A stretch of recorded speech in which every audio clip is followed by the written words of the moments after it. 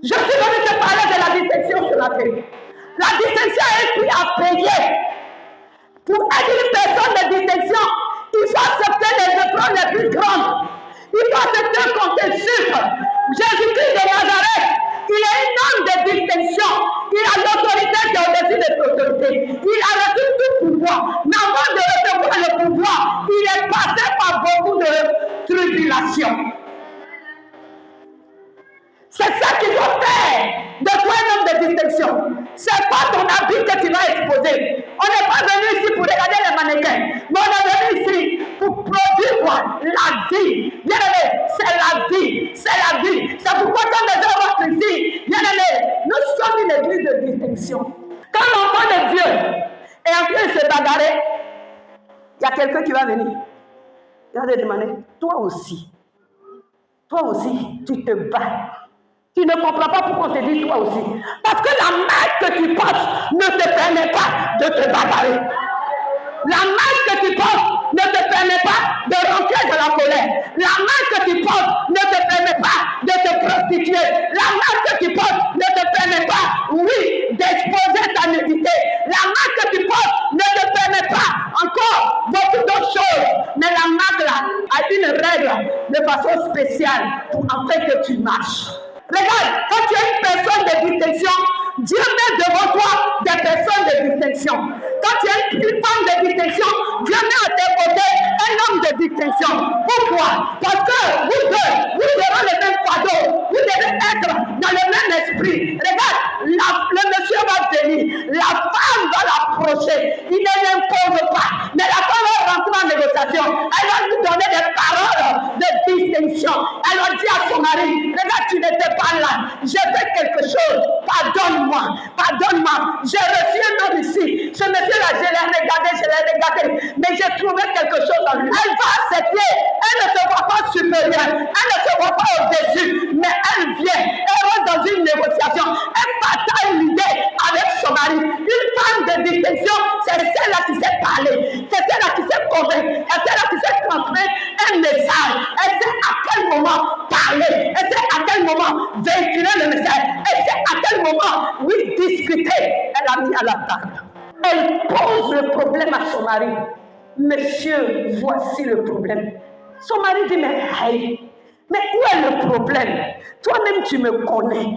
Tu sais que moi, je ne peux rien te refuser. Tu as accepté ma pauvreté. Tu as accepté tout ce qui est caprice. Tu me supportes. Tu me couvres. Tu m'aides. Tu m'entretiens. Tu entretiens ma maison. Mais toi, tu viens me demander quelque chose. Et puis moi, je vais dire non. Ma femme, même si j'arrivais et que tu avais placé le lit dans une chambre, j'allais te dire tu as bien fait. Parce que moi-même, là, il y a ça dans mon esprit. C'est ça une femme de distinction. C'est ça une personne de distinction. Les deux vont ensemble. Elle a su introduire son mari dans ce qu'elle voulait. Elle a su toucher le cœur de son mari comme Esther a touché le cœur du roi. Elle a su toucher, elle a su convaincre son mari. Elle n'a pas utilisé la colère, elle n'a pas utilisé la manière forte, mais elle a utilisé sa patience, sa douceur, sa tendresse pour convaincre son mari à accepter d'héberger l'étranger. C'est là la différence. Tu es assis. Qu'est-ce qui te différencie du monde? Qu'est-ce qui te différencie du monde? Pendant que le monde en train d'hésiter sont derrière, l'enfant de Dieu aussi hésite sont derrière. Pendant que, oui, le monde en train de montrer c'est le lot, l'enfant de Dieu aussi montre c'est le lot. Où est la différence? Où est la différence? Pendant que, bien aimé, on n'est pas obligé de faire comme les autres. Chaque église a sa marque à elle.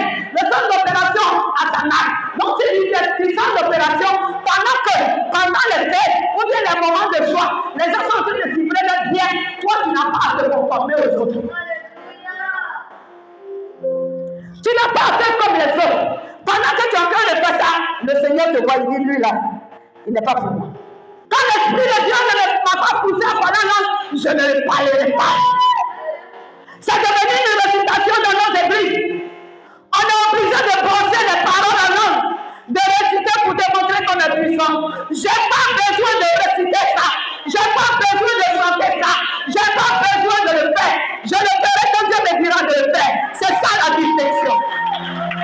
Je ne veux pas me conformer aux autres.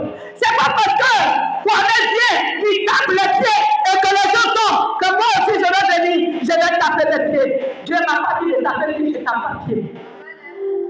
Je ne parle pas en langue, mais quand je prie pour toi, tu es exaucé, l'Éternel te couvre. C'est ça la différence. Je ne vais jamais me conformer aux autres. Je ne vais pas faire ce que l'autre fait. Tant que Dieu ne m'a pas donné l'autorisation de faire. Les 5 doigts n'ont pas les mêmes mesures. Il y a des différences. Moi, il y a ce que Dieu m'a donné. C'est ce qui fait ma particularité. Je ne vais pas aller prendre la particularité de quelqu'un pour faire ma particularité. Je ne suis pas Mercedes. Et puis, je m'engage dans le temps de Mercedes. Mercedes va me poursuivre.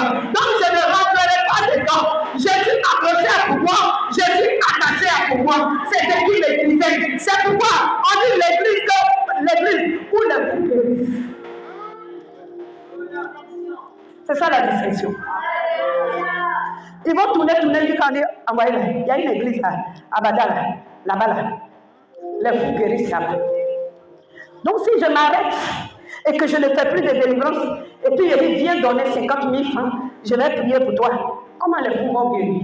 Puisque Dieu ne me reconnaît pas là-bas. Donc les fous ne vont pas guérir. C'est le travail. Ce n'est pas la vie. Ce n'est pas le gouvernement. Mais c'est le travail. Pendant que toi, tu as fini de parler en langue et tu t'es déshabillé en pleine rue pour dire je vais laisser tes pieds à côté. Si on va se voir nous deux, moi je viens, je prône le pardon, l'excuse. Et puis je te dis, laisse tomber. Entre nous, quand on va quitter là, on verra qui est de Dieu et qui n'est pas de Dieu. C'est pas en parole, c'est en démonstration et en puissance. La femme était dans son coin, elle n'avait pas de problème.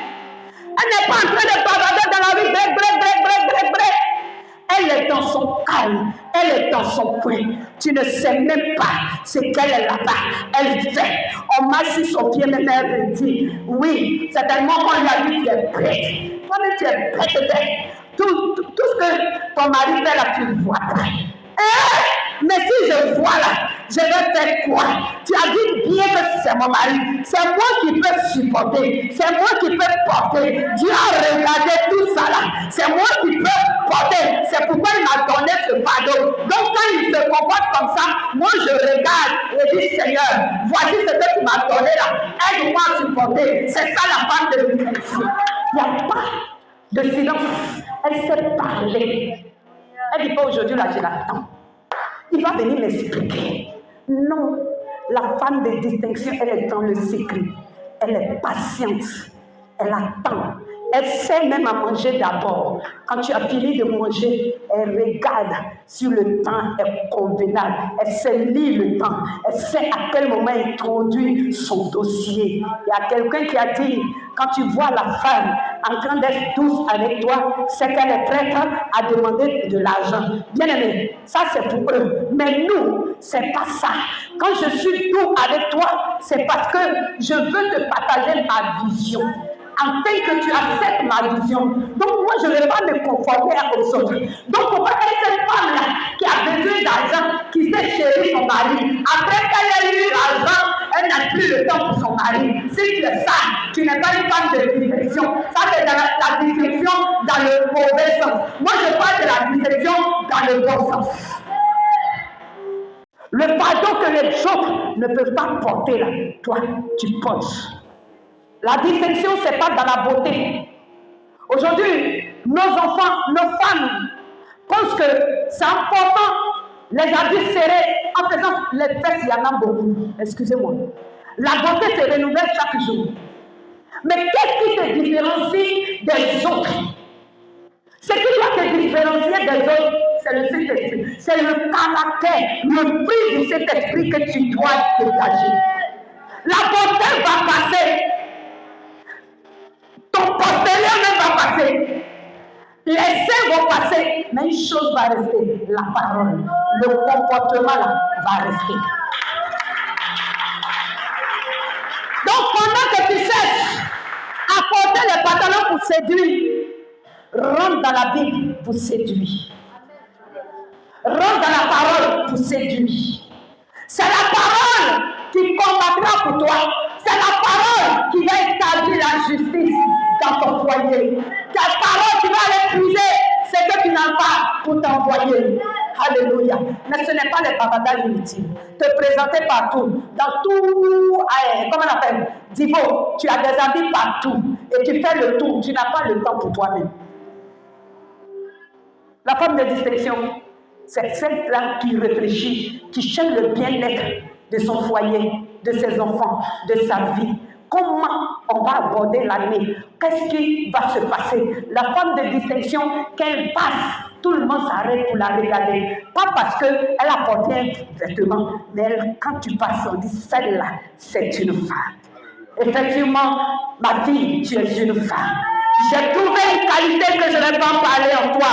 Je te regarde, je t'admire beaucoup parce que tu as une qualité, tu es une femme de distinction. Et auprès de toi aussi, il y a un homme de distinction. Parce qu'il faut deux visions communes pour pouvoir marcher ensemble. La Bible dit que deux personnes, s'ils ne sont pas, comment on appelle? Non, il y a un autre mot. S'ils ne s'accordent pas, ils ne peuvent pas marcher ensemble. Pour qu'il y ait mariage, il faut qu'il y ait accord. Donc Dieu a regardé ta personne. Il sait que toi, dans la vie de cet homme, c'est toi qui pourras le supporter. C'est toi qui pourras la porter. Pendant que les autres disent, hé, c'est la même, elle est comme Dieu t'approuve, Dieu t'accepte, Dieu t'aime. Parce que c'est ce qu'il t'a donné pour être auprès de cet homme. Et quand Dieu aussi regarde à côté, il dit, c'est l'homme qui peut porter ma fille. Donc, auprès d'elle, je viens, je t'envoie en mission. Et malgré que les gens te regardent d'un mauvais œil, malgré que les gens ne te comprennent pas, lui, son amour pour toi grandit chaque fois. Tu es une femme de distinction, tu es un homme de distinction. Sans que tu l'aies demandé, Dieu même dispose ta bénédiction pour toi. Dieu même prépare ta bénédiction. Dieu même te donne. Parce qu'il sait ce qui est bon, parce qu'il sait ce qui va te réjouir le cœur, parce qu'il sait ce qui sera ta consolation. Il a regardé à la femme et dit voilà, écris quelque part. Ton histoire à partir d'aujourd'hui a changé. Certainement que tu vois ton mari vieux. Certainement que tu penses que tu es en train de perdre ton temps. Certainement que tu penses que rien n'est possible encore. Rien n'est possible encore. Certainement, tu penses que tu viens à l'église parce qu'il faut venir. Mais bien aimé, au moment où tu ne t'attends pas, regarde, l'Éternel va sortir sa plume et écrit ton nom. Écris ton nom en lettres d'or. Écris ton nom en lettres d'or. Il va graver ton nom. Il va cacheter ton nom. Comme il a cacheté, il va faire tomber ton opprobre. La délivrance sera là. La liberté sera là. La consolation sera là. Ne te tourmente pas. Fais ce qui est bon. Fais ce qui est juste. Distingue-toi des autres. Pose des efforts devant Dieu. Laisse-le parler à l'endroit de cette femme. Toi, tu es bien. Toi, là, tu n'es pas intelligent. C'est toi, ta maison, là, qui est devenue une maison de touristes. Accepte que ta maison soit maison de touristes. Accepte que ton argent soit pour Dieu. Accepte que tes enfants soient pour Dieu. Accepte que tes biens soient pour Dieu. Et tu verras si l'Éternel te laissera. Elle n'a pas arrêté de céder. Elle n'a pas arrêté de donner. Elle n'a pas arrêté d'ouvrir sa porte à des gens. Elle a ouvert la porte, elle est tombée sur l'Éternel. Sème matin, sème à midi, sème le soir, sème la nuit. On ne sait pas des plantes, des graines que tu as mis en terre, laquelle va germer et produire.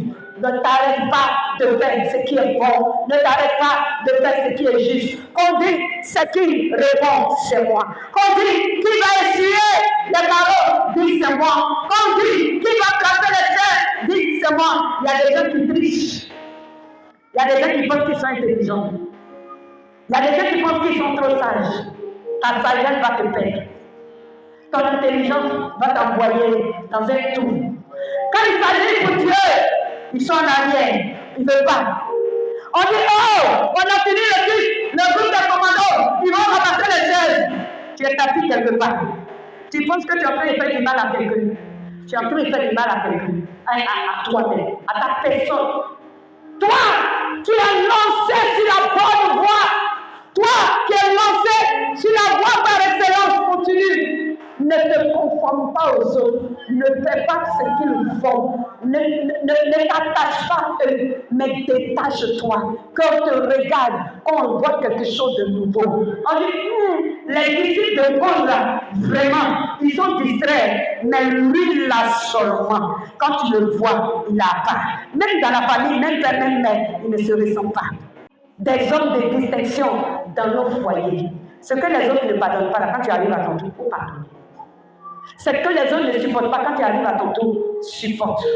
Parce que c'est Dieu qui te donne. Il a donné ce qu'il doit supporter, là, il a mis en toi.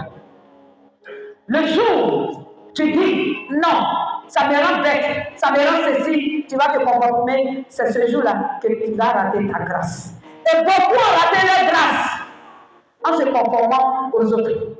Beaucoup ont perdu en se conformant aux autres. Beaucoup ont vendu leur grâce en se conformant aux autres. Mais aujourd'hui, tu as entendu la voix de Dieu. Je pense que tu vas changer de position et tu vas être dans la position que Dieu te met. Et ce sera là que tu te distingueras des autres.